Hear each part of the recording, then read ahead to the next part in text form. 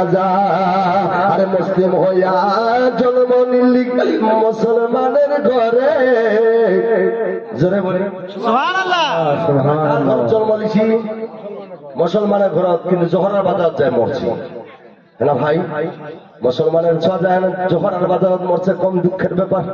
তোমার তারা কি পড়বেন? ইন্না লিল্লাহ পড়বেন না ফিনা নেমে পড়বেন? মুসলিম হইয়া জন্ম নিলি মুসলমানের ঘরে, কাফের মুমিন তো ফাটা ভাই নামাজের উপরে। ওরে মুসলিম হইয়া জন্ম নিলি মুসলমানের ঘরে, আর কাফের মুমিন তো ফাটা ভাই সালাতের উপরে। কাফের মুমিন তো ফাটা হয়ে সালাতের উপরে।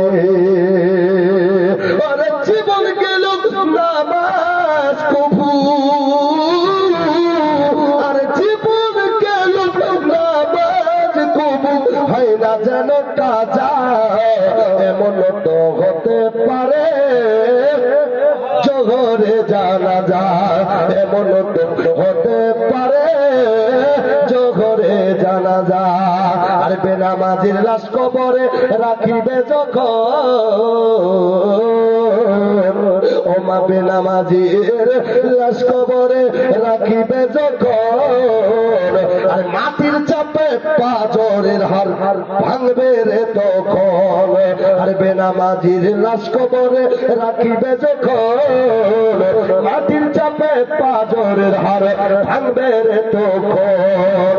ও ভাই বিষাক্ত ওই সাপের সবর, আগা বিষাক্ত ওই সাপের সবর, বেনামাজির সাজা এমন তো হতে পারে জোহরে জানাজা। এমন তো হতে পারে জোহরে জানাজা। জোরে বলি সুবহানাল্লাহ।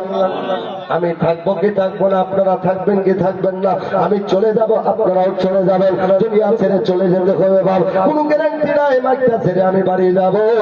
আল্লাহর যদি ইচ্ছা হয়, আল্লাহর যদি বাবা ইচ্ছা হয় এখনই আমার মত চলে আসতে পারে।